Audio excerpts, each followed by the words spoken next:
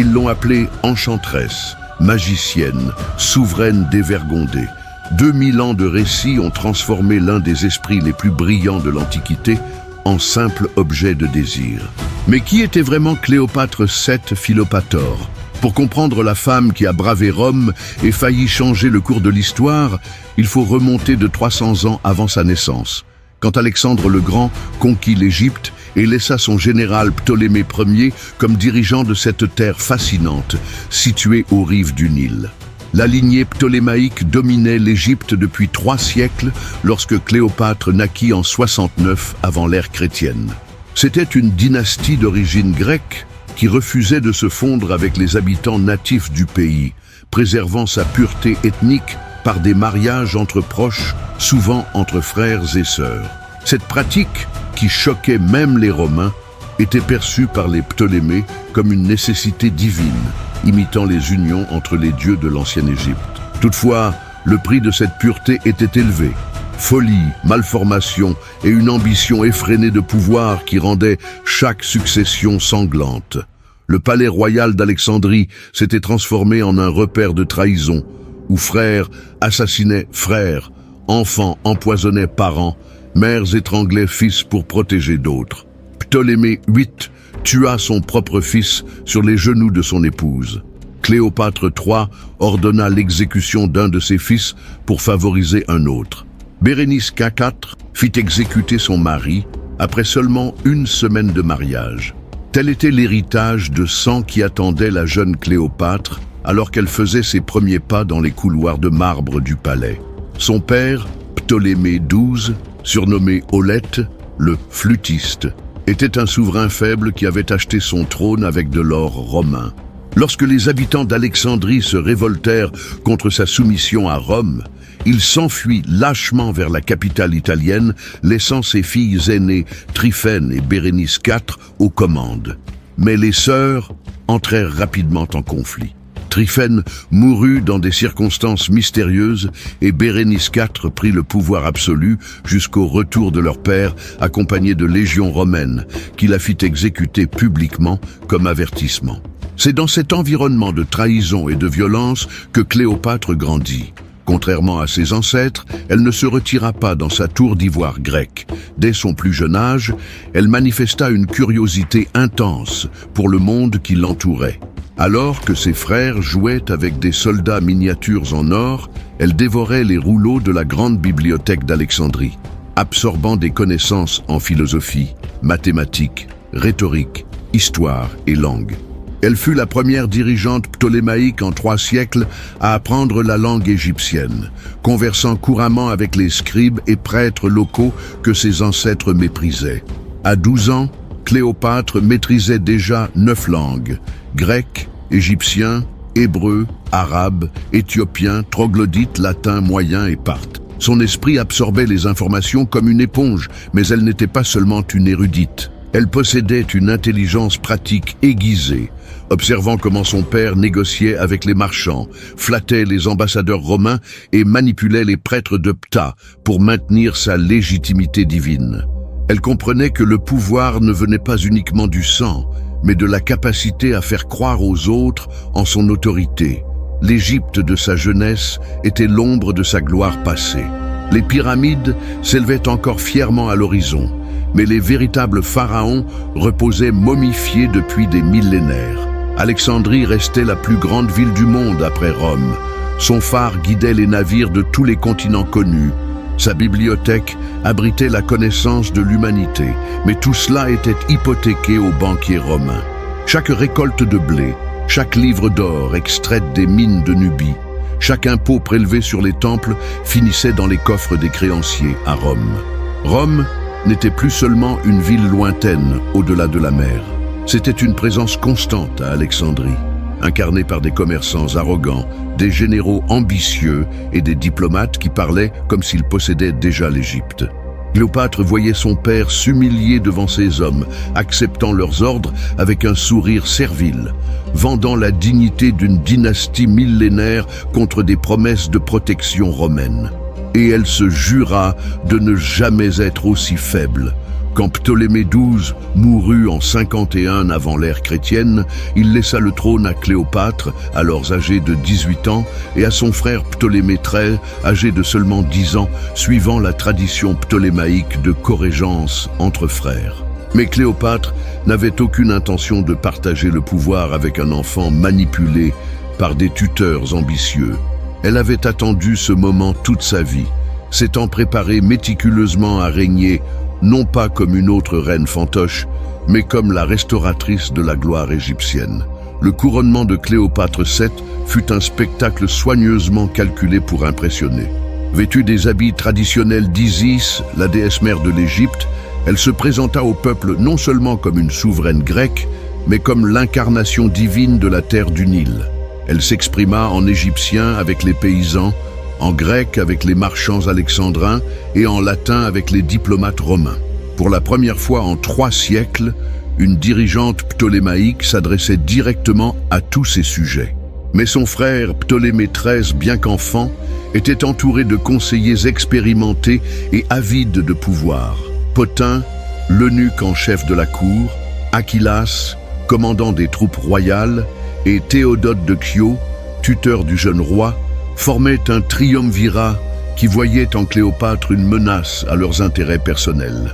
Ils chuchotaient à l'oreille du garçon que sa sœur aînée projetait de l'éliminer, méprisait les traditions ptolémaïques et que sa popularité auprès des Égyptiens natifs constituait une trahison à la pureté grecque de la lignée.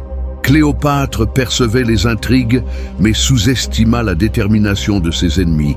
Elle croyait que son intelligence supérieure et son charisme naturel suffiraient à garder le contrôle. Elle se concentra sur des réformes administratives, cherchant des moyens de réduire la dépendance économique vis-à-vis de Rome, encourageant le commerce avec l'Inde et l'Arabie, réorganisant la perception des impôts pour alléger le fardeau des paysans. Ces politiques étaient intelligentes et nécessaires, mais irritaient les groupes d'intérêt établis. La crise finale survint avec la famine. Le Nil, source de vie de l'Égypte, ne connut pas son inondation annuelle, laissant les champs desséchés et les greniers vides. Le peuple regardait ses dirigeants en espérant des miracles, comme il l'avait fait pendant 3000 ans. Cléopâtre organisa la distribution des réserves royales, ouvrit les trésors des temples pour acheter des céréales à d'autres pays, mais cela ne suffit pas. Dans les rues d'Alexandrie, des voix commencèrent à murmurer que les dieux étaient mécontents d'une reine qui brisait les traditions. Pothin profita du moment. Il convainquit Ptolémée XIII que Cléopâtre avait attiré la malédiction divine sur l'Égypte en se rapprochant trop des plébéiens égyptiens. Un matin d'hiver de 48 avant l'ère chrétienne, Cléopâtre se réveilla pour découvrir que les troupes royales avaient encerclé ses appartements. Achillas avait pris le commandement militaire et déclaré Ptolémée XIII comme seul gouvernant légitime d'Égypte. Elle n'avait que quelques heures pour quitter Alexandrie ou affronter le même sort que sa sœur Bérénice IV. Mais Cléopâtre n'était pas Bérénice. À 21 ans, elle avait déjà développé un réseau de contacts s'étendant bien au-delà des murs du palais. Des prêtres loyaux l'aidèrent à s'échapper par les tunnels secrets reliant le palais au temple d'Isis. Des marchands syriens fournirent des navires pour la conduire à travers le delta du Nil. Des chefs bédouins offrirent une escorte à travers le désert jusqu'à la frontière de la Syrie où elle établit sa base en exil. La personnalité de Cléopâtre se révéla pleinement durant ce premier exil.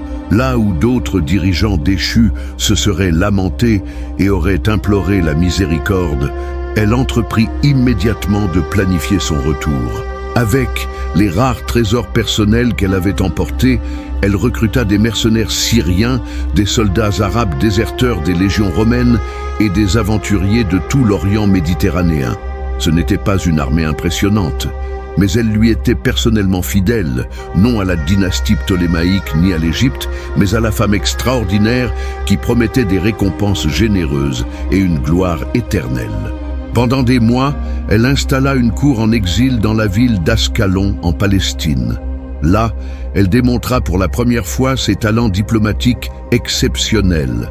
Elle négocia des alliances avec des tribus arabes, leur promettant des territoires égyptiens en échange d'un soutien militaire. Elle établit des liens commerciaux avec des marchands juifs, leur offrant des privilèges spéciaux à Alexandrie lorsqu'elle reprendrait le pouvoir. Plus importante encore, elle maintint des canaux de communication secrets avec des Alexandrins influents qui se désillusionnaient de plus en plus face au gouvernement incompétent de Ptolémée XIII. Son frère, contrôlé par les 3 conseillers, se révéla incapable de résoudre les problèmes de l'Égypte.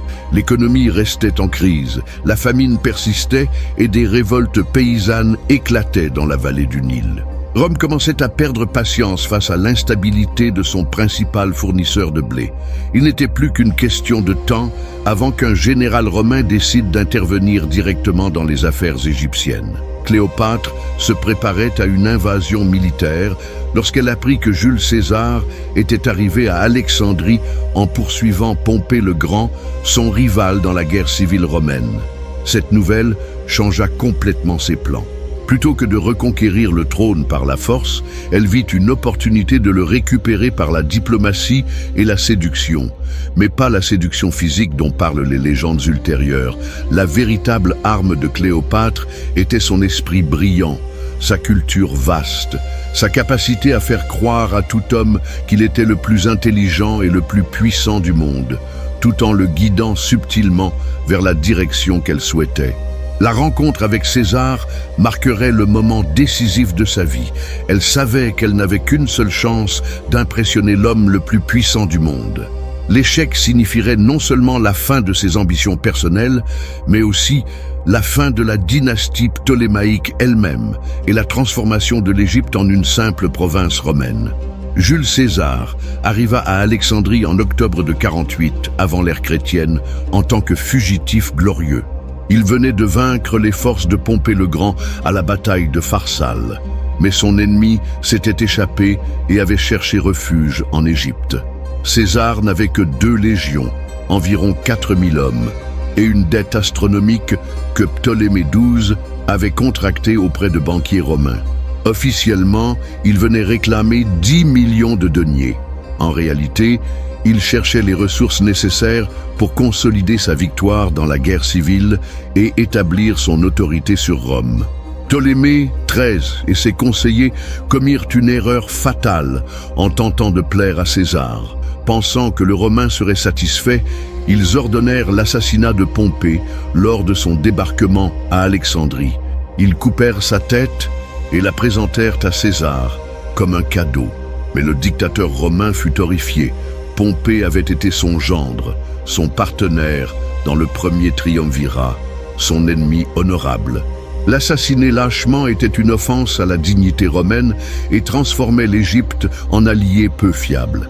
Cléopâtre sut immédiatement que ce moment était le sien. Alors que son frère s'isolait dans le palais, terrifiée par la colère de César, elle planifia son retour triomphal à Alexandrie. La légende dit qu'elle se cacha dans un tapis déroulé aux pieds de César, mais la réalité fut plus sophistiquée. Apollinaire, un Sicilien qui servait d'agent pour elle à Alexandrie, organisa son entrée secrète au palais par les tunnels qu'elle connaissait depuis son enfance. Le premier rendez-vous entre Cléopâtre et César ne fut pas un coup de foudre, mais un duel intellectuel entre 2 esprits remarquables. Elle se présenta non pas comme une suppliante, mais comme une alliée potentielle. Elle lui parla en latin parfait, démontrant une connaissance intime de la politique romaine, citant ses discours au Sénat, louant ses campagnes militaires avec des détails qui impressionnèrent le général vétéran. César, âgé de 52 ans, était habitué aux flatteurs et courtisanes, mais rencontrait rarement une femme capable de discuter philosophie, stratégie militaire et administration impériale sur un pied d'égalité. Cléopâtre n'offrit pas son corps à César. Elle offrit son esprit et les ressources de l'Égypte. Elle lui expliqua que Ptolémée XIII n'était qu'un pantin entre les mains de conseillers incompétents, que l'Égypte sous sa direction pouvait devenir le grenier de Rome et la base pour de futures conquêtes en Orient.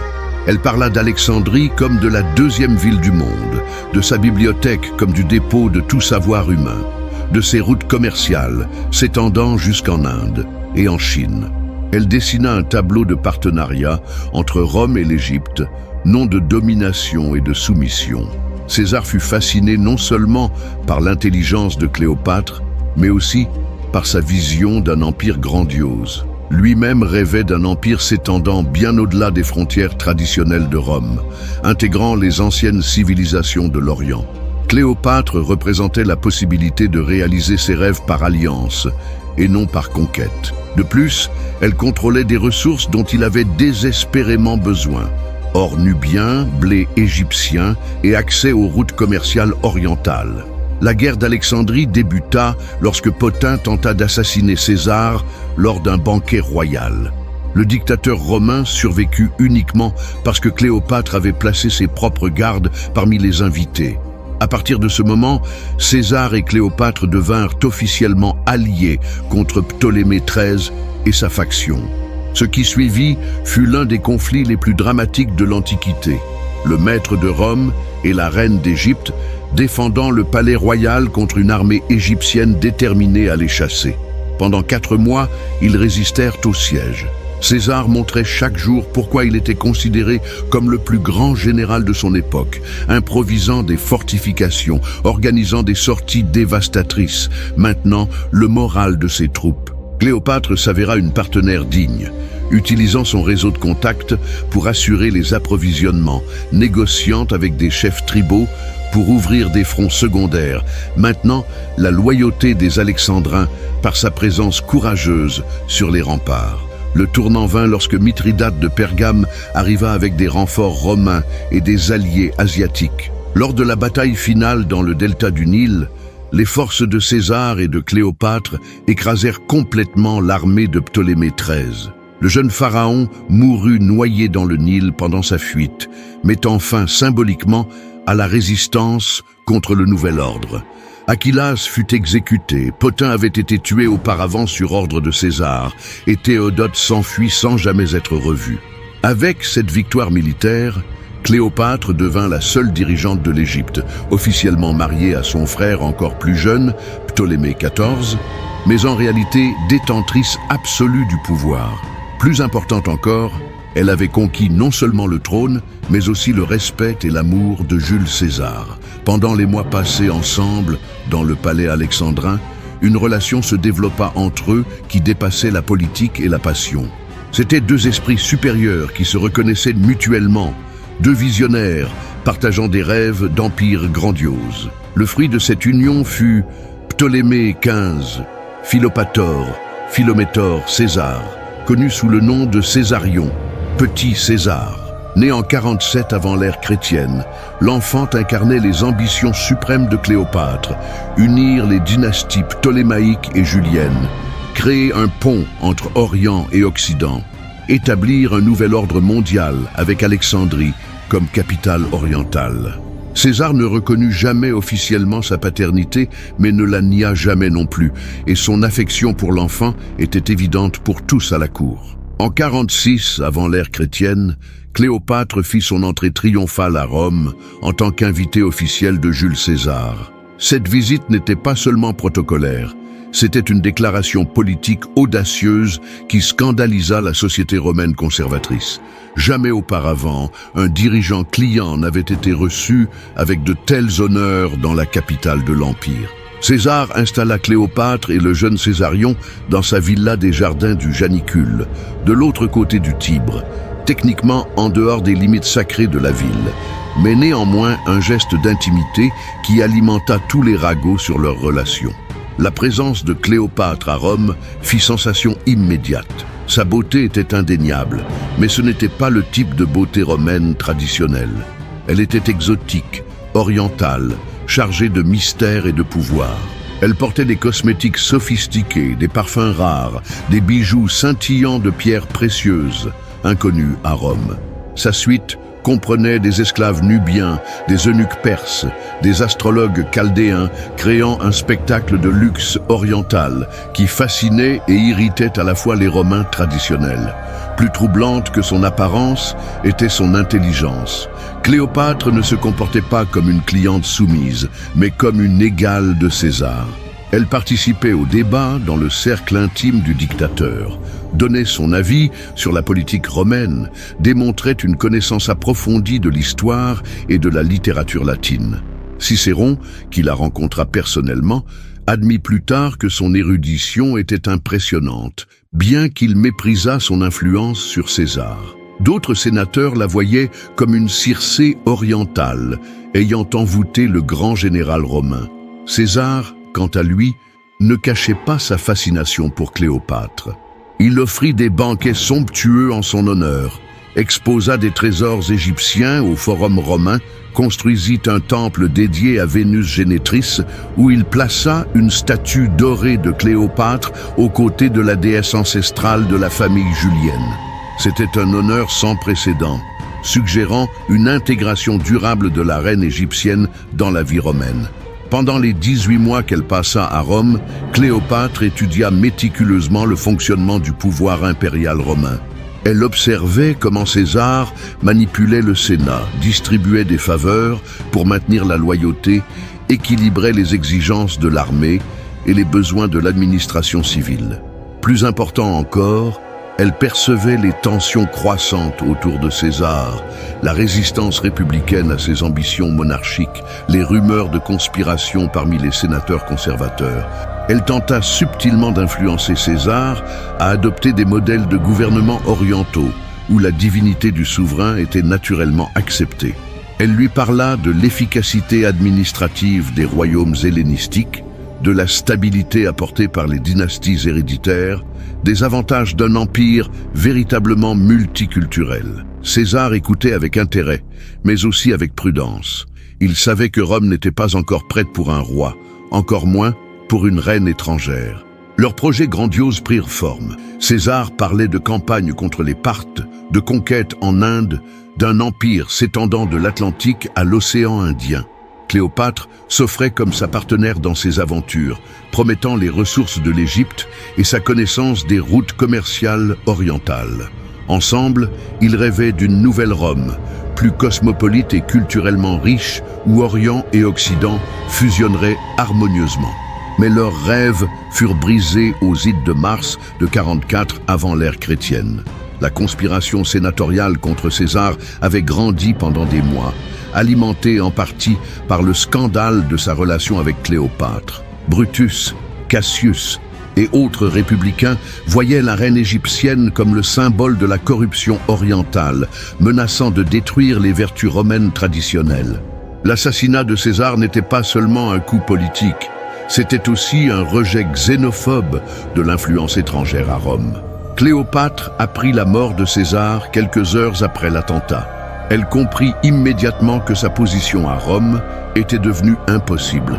Sans la protection du dictateur, elle et Césarion étaient vulnérables aux ennemis de César, qui les verraient certainement comme des symboles dangereux des ambitions impériales du défunt. Cette même nuit, elle organisa sa fuite précipitée de Rome, emportant seulement les trésors les plus précieux et quelques serviteurs fidèles. Le voyage de retour en Égypte fut un périple dans le désespoir. Cléopâtre avait tout misé sur César et avait perdu. Mais durant la longue navigation sur la Méditerranée, son esprit brillant commençait déjà à formuler de nouveaux plans. Rome restait la clé de la survie de l'Égypte, mais elle aurait désormais besoin d'un nouveau protecteur romain. La guerre civile qui suivrait inévitablement l'assassinat de César offrirait de nouvelles opportunités à une reine assez intelligente pour choisir le bon camp. En débarquant à Alexandrie, son premier ordre fut l'élimination de Ptolémée XIV. Son frère époux était devenu un obstacle, un éventuel point de résistance intérieure soutenu par les ennemis de Rome. Césarion, encore enfant, devint son héritier officiel, consolidant sa position de seule dirigeante de l'Égypte et préservant l'espoir d'une future restauration de l'alliance avec Rome. La mort de Jules César plongea Rome dans le chaos. 3 hommes émergèrent du désordre pour disputer son héritage. Marc-Antoine, son lieutenant le plus expérimenté et consul au moment de l'assassinat, Octave, son neveu et héritier légal, âgé de seulement 19 ans, et Lépide, commandant de la cavalerie de César et contrôlant d'importantes légions en Gaule. Après des mois de guerre civile, les trois formèrent le second triumvirat, se divisant le monde romain entre eux. Antoine reçut l'Orient, Octave l'Occident et Lépide l'Afrique. Marc-Antoine était tout ce que César n'était pas. Là où César était calculateur, Antoine était impulsif. Là où César était sobre dans ses habitudes personnelles, Antoine était hédoniste. Là où César gardait une distance aristocratique, Antoine se mêlait aux soldats et au peuple. Mais ils partageaient une caractéristique cruciale. Tous deux étaient des visionnaires rêvant d'un empire romain dépassant les frontières traditionnelles. Et tous deux comprenaient que l'Orient, avec ses richesses et ses anciennes civilisations, était la clé pour réaliser ses rêves. En 41, avant l'ère chrétienne, installé à Tarse en Cilicie, Antoine convoqua Cléopâtre pour une audience. Officiellement, il voulait discuter de la loyauté de l'Égypte durant la récente guerre civile contre Brutus et Cassius. En réalité, il avait désespérément besoin des ressources égyptiennes pour financer ses ambitions orientales. Cléopâtre ignora d'abord la convocation, calculant que son absence augmenterait son importance aux yeux du triumvir. Quand elle décida finalement d'y répondre, elle transforma le voyage en un spectacle légendaire. L'arrivée de Cléopâtre à Tarse fut un chef-d'œuvre de théâtre politique. Sa galère royale, aux voiles de soie pourpre et aux rames d'argent, navigua sur le fleuve Cydnus, tandis qu'elle reposait sous un dais doré, vêtue comme Aphrodite. Des enfants déguisés en cupides l'éventaient avec des éventails de plumes, tandis que ses servantes, costumées en Néréides, ramaient. Des encens brûlaient dans des braseros d'or, emplissant l'air de parfums exotiques. Des musiciens jouaient de la flûte et de la lyre, créant une atmosphère de rêve contrastant fortement avec l'austérité militaire du camp romain. Antoine, qui avait convoqué Cléopâtre comme un supérieur appelle un subordonné, se retrouva dans la position d'un prétendant. Elle ne vint pas à sa rencontre. Au contraire, elle l'invita à dîner sur sa galère. Le banquet qu'elle offrit surpassa en luxe tout ce que le Romain avait connu. Assiettes d'or et d'argent, vin de Chios servis dans des coupes incrustées de rubis, mais exquis de tous les coins du monde connu. Chaque détail était calculé pour impressionner et séduire, non par vulgarité, mais par la démonstration d'un raffinement et d'une richesse que Rome ne possédait pas encore. Mais comme avec César, la véritable séduction n'était pas physique, mais intellectuelle. Cléopâtre parla à Antoine de ses projets pour l'Orient, s'offrant comme guide dans un monde qu'il ne connaissait que superficiellement. Elle décrivit les routes commerciales reliant Alexandrie à l'Inde, à la Chine, à l'Arabie. Elle évoqua des campagnes glorieuses contre les Parthes, des conquêtes dépassant celles d'Alexandre le Grand. Plus important encore, elle s'offrit comme partenaire dans ses entreprises, non comme simple fournisseuse de ressources. Antoine fut enivré non seulement par le vin de Cléopâtre, mais par ses visions d'empire grandiose. C'était un homme aux appétits immenses pour la nourriture, le vin, les femmes, la gloire. Et elle offrait la satisfaction de chacun à une échelle gigantesque. Contrairement aux aristocrates romains qui l'entouraient, toujours prudents et calculateurs, Cléopâtre partageait son goût pour les gestes audacieux et les risques spectaculaires. L'alliance formée durant les jours de fête à Tarse était à la fois personnelle et politique. Antoine trouva en Cléopâtre une compagne capable de suivre ses excès tout en guidant ses ambitions. Elle trouva en lui un protecteur romain plus malléable que César, plus disposé à accepter un partenariat véritable plutôt qu'une simple alliance de convenance. Quand Antoine partit pour ses affaires romaines, Cléopâtre retourna à Alexandrie pour préparer le terrain de leur nouvelle alliance. Elle réorganisa les finances égyptiennes pour maximiser les ressources disponibles pour les campagnes d'Antoine. Elle établit un réseau d'espions et d'agents s'étendant d'Alexandrie à Rome, restant informée des mouvements politiques au cœur de l'Empire. Plus important encore, elle commença à cultiver l'image d'elle-même, non seulement comme reine d'Égypte, mais comme partenaire d'Antoine dans la création d'un nouvel empire oriental. 3 ans plus tard, en 37 avant l'ère chrétienne, Antoine revint en Orient et ordonna immédiatement à Cléopâtre de le rejoindre. Cette fois, pas de convocation formelle, ni de démonstration de supériorité romaine. Ils se rencontrèrent comme partenaires égaux à Antioche, où ils célébrèrent un mariage qui, bien qu'il ne fût pas reconnu par la loi romaine, Antoine était déjà marié à Octavie, sœur d'Octave, avait toute validité selon les traditions orientales. L'union d'Antoine et de Cléopâtre représentait plus qu'un roman. C'était la création d'un nouvel ordre politique en Méditerranée orientale. Elle combinait la légitimité divine de la dynastie ptolémaïque avec la puissance militaire romaine, les ressources de l'Égypte avec l'expérience administrative de Rome. C'était une alliance qui, si elle réussissait, pourrait rivaliser avec le pouvoir de Rome lui-même, voire le surpasser. Mais c'était aussi une alliance qui mettrait inévitablement Antoine en collision avec Octave, qui contrôlait Rome et l'Occident. La guerre entre les deux triumvirs n'était pas seulement une querelle personnelle pour le pouvoir, mais un affrontement entre deux visions du futur romain. L'une méditerranéenne et multiculturelle, incarnée par Antoine et Cléopâtre, l'autre traditionnellement romaine et occidentale, défendue par Octave. Les années entre 37 et 31 avant l'ère chrétienne marquèrent l'apogée du pouvoir conjoint de Marc-Antoine et Cléopâtre. Installés principalement à Alexandrie, ils créèrent une cour mêlant luxe ptolémaïque et grandeur romaine, établissant un centre de pouvoir alternatif rivalisant avec Rome elle-même. Alexandrie redevint non seulement une grande ville, mais la capitale d'un empire s'étendant de la Syrie au Soudan, contrôlant les routes commerciales les plus lucratives du monde antique.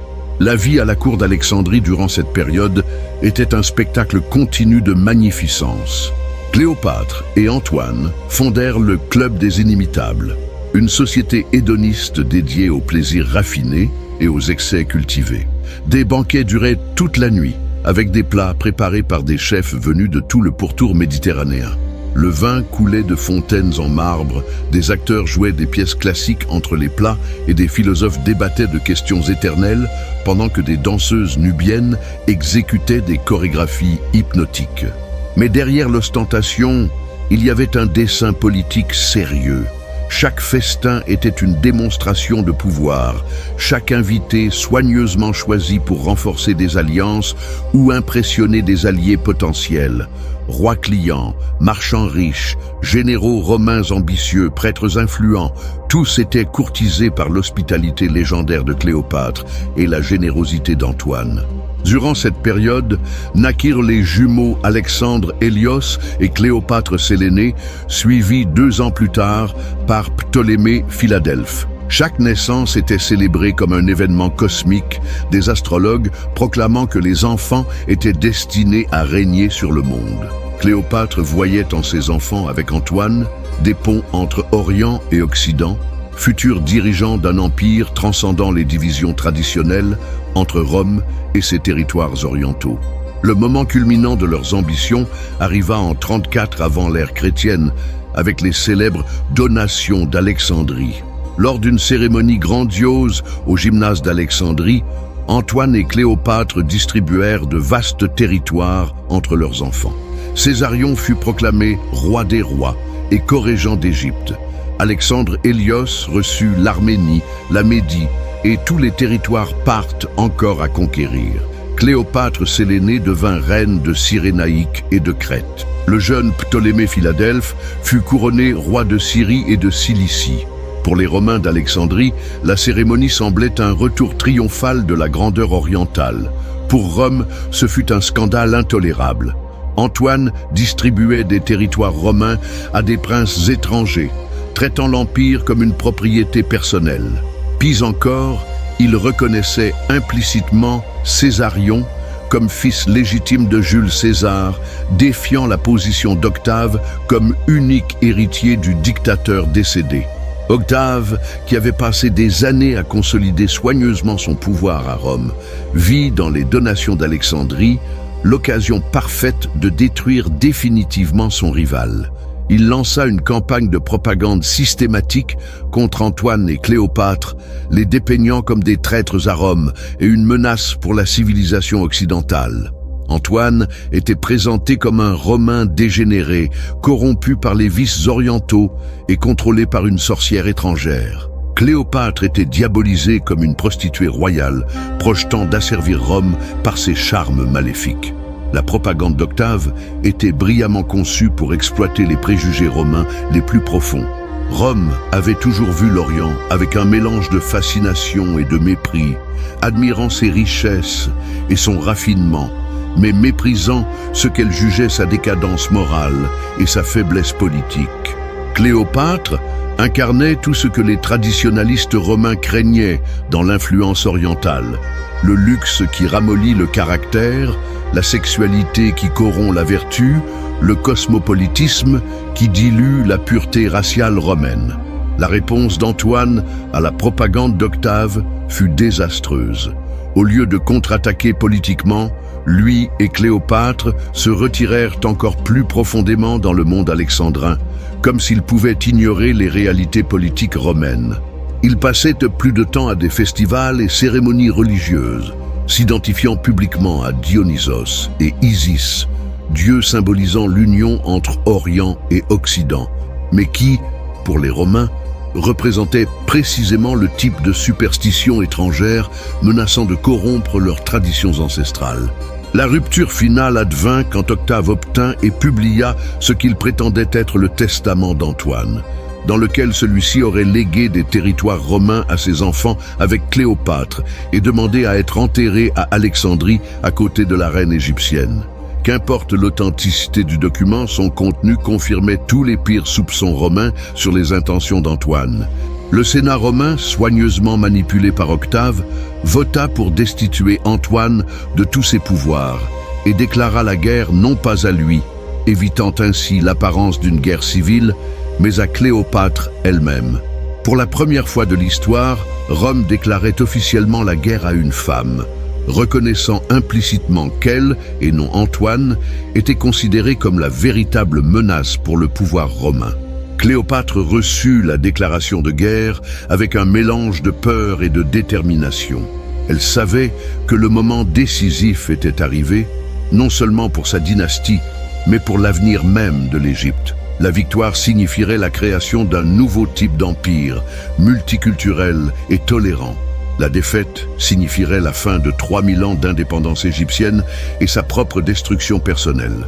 Alors qu'elle se préparait à la guerre finale, Cléopâtre croyait encore que son intelligence et les ressources de l'Égypte pourraient compenser les avantages militaires d'Octave. Elle sous-estimait à la fois la détermination de son ennemi et la profondeur de la résistance romaine face à sa vision d'un avenir partagé entre Orient et Occident. La préparation de la guerre contre Octave prit 2 années intenses. Cléopâtre transforma l'Égypte en une gigantesque machine militaire, mobilisant ressources humaines et matérielles à une échelle inédite depuis les temps des grands pharaons. Les chantiers navals d'Alexandrie travaillaient jour et nuit à construire des vaisseaux de guerre, les mines nubiennes fournissaient de l'or pour recruter des mercenaires, et les greniers royaux accumulaient des provisions pour nourrir une armée en campagne prolongée. La flotte que Cléopâtre et Antoine réunirent pour affronter Octave était impressionnante par sa taille, mais hétérogène par sa qualité. 500 navires de diverses nationalités et dimensions se concentrèrent dans le golfe d'Ambracie, sur la côte ouest de la Grèce. On y trouvait des galères égyptiennes, des trirèmes grecs, des navires phéniciens, des vaisseaux ciliciens équipés d'anciens pirates. C'était une force navale cosmopolite, reflétant la nature multiculturelle de l'Empire qu'Antoine et Cléopâtre rêvaient de créer.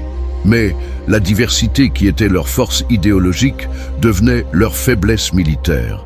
Les commandants parlaient des langues différentes, suivaient des traditions navales distinctes, et beaucoup remettaient secrètement en question la nécessité de mourir pour une cause qu'ils percevaient comme principalement égyptienne.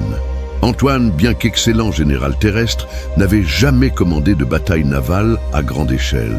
Cléopâtre, quant à elle, comprenait les navires marchands et la navigation commerciale, mais pas les tactiques navales militaires. Octave, en revanche, avait réuni une force numériquement inférieure, mais supérieure en cohésion et leadership. Ces 400 navires étaient tous romains, équipés de marins expérimentés et commandés par des officiers ayant combattu ensemble pendant des années. Plus important encore, son amiral était Marcus Vipsanius Agrippa, probablement le meilleur commandant naval de sa génération, ayant développé des tactiques spécifiques pour affronter les navires orientaux plus grands avec des vaisseaux romains plus petits et maniables. La bataille d'Actium, livrée le 2 septembre de 31 avant l'ère chrétienne, commença à l'aube avec des vents favorables à Octave. Agrippa positionna sa flotte en formation, maximisant la maniabilité romaine tout en limitant les avantages de taille des navires ennemis. Ces vaisseaux plus petits attaquaient en groupe coordonné, utilisant des javelots enflammés et des béliers de bronze pour endommager les coques ennemies avant de se retirer rapidement pour éviter les contre-attaques. Pendant des heures, la bataille resta indécise. L'aile gauche d'Antoine, commandée par le vétéran Publius Canidius, réussit à percer les lignes romaines et menaça l'arrière-garde d'Agrippa. Au centre, les galères égyptiennes de Cléopâtre résistaient bravement aux assauts romains, leurs archers nubiens infligeant de lourdes pertes sur les ponts ennemis. Un instant, il sembla que l'expérience et les ressources orientales pourraient compenser la supériorité tactique romaine. Puis, inexplicablement, Cléopâtre ordonna le retrait de son escadre. 60 navires égyptiens, y compris sa galère royale distinctive aux voiles pourpres, rompirent le combat et s'enfuirent vers la haute mer. Ce mouvement provoqua la panique parmi les alliés restants, qui interprétèrent le retrait comme un signe de défaite imminente. Antoine, voyant les navires de Cléopâtre s'éloigner, abandonna son poste de commandement et les suivit avec quelques vaisseaux loyaux. Les raisons du retrait de Cléopâtre restent controversées à ce jour. Ses défenseurs affirment qu'elle comprit que la bataille était perdue et tenta de sauver ce qui restait de sa flotte pour continuer la résistance en Égypte. Ses détracteurs l'accusent de lâcheté ou de trahison, suggérant qu'elle aurait secrètement négocié avec Octave. La vérité se situe probablement entre les deux. Une reine pragmatique préférant préserver des ressources pour une défense finale plutôt que de les sacrifier dans une bataille qu'elle jugeait perdue. La conséquence immédiate du retrait fut l'effondrement total de la résistance anti-octavienne. Les navires abandonnés se rendirent ou furent capturés. Des dizaines de milliers de soldats et marins orientaux périrent ou furent faits prisonniers.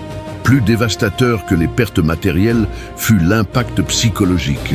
La fuite de Cléopâtre et d'Antoine détruisit toute croyance restante en la légitimité de leur cause. La fuite vers Alexandrie fut un périple dans le désespoir. Antoine, humilié par la défaite et par la manière dont il avait abandonné ses soldats, sombra dans une profonde dépression. Alternant entre fureur contre Cléopâtre, qui l'accusait de la défaite, et auto-reproche pour avoir suivi son retrait. Il passait des journées entières ivres, refusant de prendre des décisions sur la défense de l'Égypte ou des négociations avec Octave. Cléopâtre, en revanche, garda son sang-froid et entreprit immédiatement de planifier la défense finale. Elle envoya des émissaires à des tribus nubiennes et arabes, tentant d'organiser une coalition anti-romaine au sud. Elle ordonna la fortification d'Alexandrie et la construction d'une flotte d'urgence à partir de bois de navires marchands. Plus important encore, elle entama des négociations secrètes avec Octave, cherchant à sauver au moins la dynastie ptolémaïque si elle ne pouvait préserver l'indépendance égyptienne. Mais il était trop tard pour la diplomatie. Octave avait décidé que ni Cléopâtre ni aucun de ses enfants ne pourraient survivre. L'Égypte serait annexée en province romaine et la dernière dynastie indépendante du monde hellénistique serait complètement éteinte. La seule question restante était de savoir si Cléopâtre mourrait en combattant ou se rendrait pour être exhibée lors du triomphe romain. Durant l'hiver de 31 à 30 avant l'ère chrétienne, alors qu'Octave préparait méthodiquement son invasion finale de l'Égypte, Cléopâtre et Antoine vécurent leurs derniers mois de liberté dans un mélange surréaliste de désespoir et d'hédonisme. Ils dissolurent le club des inimitables et créèrent une nouvelle société appelée Compagnons dans la mort, dédiée à célébrer les derniers plaisirs avant la fin inévitable. C'était une manière typiquement alexandrine d'affronter le destin, avec élégance, ironie et un refus d'accepter la vulgarité du désespoir commun. Le siège final d'Alexandrie commença en juillet de 30 avant l'ère chrétienne quand les légions d'Octave franchirent la frontière orientale de l'Égypte et marchèrent à travers le delta du Nil sans rencontrer de résistance significative. Les défenses que Cléopâtre avait organisées s'effondrèrent dès le premier affrontement. Ces mercenaires désertèrent en réalisant qu'ils combattaient pour une cause perdue. Les officiers égyptiens négocièrent secrètement avec les Romains et même la garde royale ptolémaïque commença à montrer des signes de désobéissance. Antoine tenta une dernière sortie désespérée contre les Romains approchant d'Alexandrie. Avec quelques centaines de soldats fidèles, il attaqua les positions avancées d'Octave près de Canope. Ce fut une action plus symbolique que stratégique, le dernier geste d'un général préférant mourir au combat que d'accepter l'humiliation de la capture. L'escarmouche prit rapidement fin avec la destruction totale de la force d'Antoine. Il survécut uniquement parce qu'un centurion romain le reconnut et l'épargna, espérant le capturer vivant pour le triomphe d'Octave. Revenant à Alexandrie vaincu et blessé, Antoine trouva la ville en panique. Des rumeurs circulaient dans les rues. Cléopâtre serait morte, aurait capitulé aux Romains ou projetait de livrer la ville pour sauver sa propre vie. Dans la confusion et le désespoir, Antoine crut aux rumeurs de la mort de Cléopâtre. Voyant sa vie politique détruite et perdant la femme devenue le centre de son existence, il décida de suivre la tradition romaine du suicide honorable. Il demanda à son esclave Eros de le tuer. Mais le jeune homme, refusant d'assassiner son maître, se retourna l'épée contre lui-même. Antoine, touché par la loyauté de son serviteur, décida de mourir de sa propre main. Il tenta de s'enfoncer l'épée dans la poitrine, mais le coup fut mal porté, causant une blessure mortelle, mais non immédiatement fatale.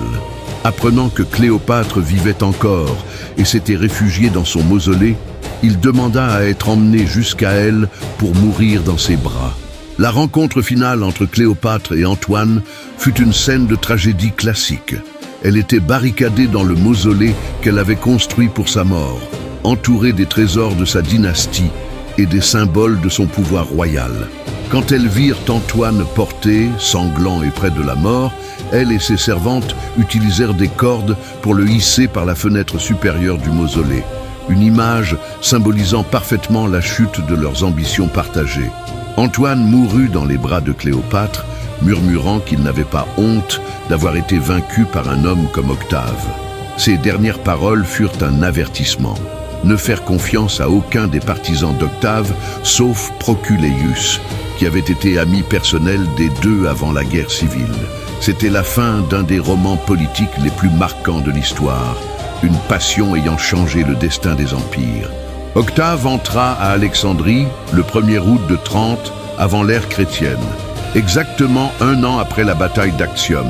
Son entrée fut délibérément sobre, un contraste calculé avec les fastes orientaux caractérisant le règne de Cléopâtre et d'Antoine. Vêtu d'une simple toge, accompagné de quelques officiers seulement, il symbolisait le retour des valeurs romaines traditionnelles après des années d'excès alexandrins. La capture de Cléopâtre fut presque accidentelle. Octave envoya Proculeius négocier avec elle, offrant des conditions généreuses si elle se rendait pacifiquement. Pendant les négociations, des soldats romains réussirent à pénétrer dans le mausolée par une fenêtre non protégée. Cléopâtre tenta immédiatement de se suicider, sortant un poignard, mais fut désarmée avant de pouvoir se blesser mortellement. Pour la première fois de sa vie, la dernière pharaone d'Égypte était entièrement à la merci des autres. La rencontre entre Octave et Cléopâtre fut le dernier affrontement entre deux visions irréconciliables du pouvoir. Elle tenta encore d'utiliser son intelligence et son charisme, parlant éloquemment de la glorieuse histoire de l'Égypte, des bénéfices d'une alliance entre Rome et Alexandrie, de son désir de servir au nouvel ordre mondial qu'Octave créait. Mais le jeune Romain, différent de César et d'Antoine, resta complètement insensible à ses charmes. Octave voyait en Cléopâtre non pas une alliée potentielle, mais un symbole dangereux de résistance à l'hégémonie romaine. Son intelligence, qui avait fasciné César, lui semblait être une ruse dangereuse. Sa beauté, qui avait subjugué Antoine, était perçue comme une arme de séduction contre les nobles romains.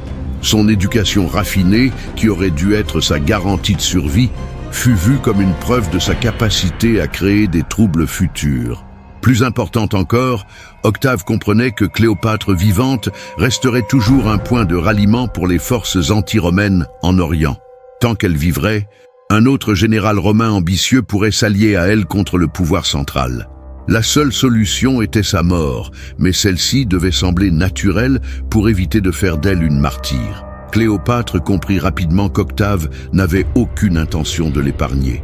En apprenant qu'elle serait emmenée à Rome pour défiler dans le triomphe d'Octave comme prisonnière de guerre, elle sut que son destin était scellé.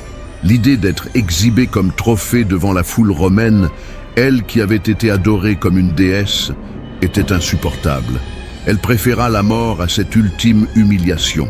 Le suicide de Cléopâtre, le 12 août de 30 avant l'ère chrétienne, fut son dernier acte de souveraineté.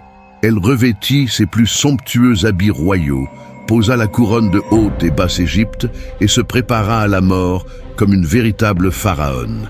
La légende parle d'une aspide introduite dans un panier de figues, mais la réalité fut probablement un poison rapide qu'elle avait préparé durant ses années d'études en toxicologie.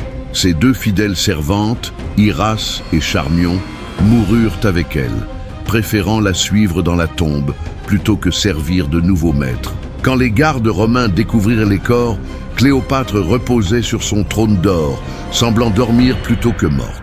Octave, informé de sa mort, eut une réaction complexe de soulagement et d'admiration contrainte. Elle avait résolu son problème politique, mais lui avait aussi refusé le triomphe complet de l'exhibé vaincu à Rome. Le destin des enfants de Cléopâtre scella définitivement la fin de la dynastie ptolémaïque. Césarion, qui aurait pu devenir un point de résistance comme fils supposé de Jules César, fut exécuté sur ordre d'Octave peu après la prise d'Alexandrie. Les enfants d'Antoine et de Cléopâtre furent épargnés en raison de leur jeune âge, mais élevés à Rome comme orphelins impériaux, finissant par disparaître dans l'anonymat ou mourir jeunes. Avec la mort de Cléopâtre, s'acheva le dernier royaume hellénistique indépendant et le chapitre final du monde qu'Alexandre le Grand avait créé.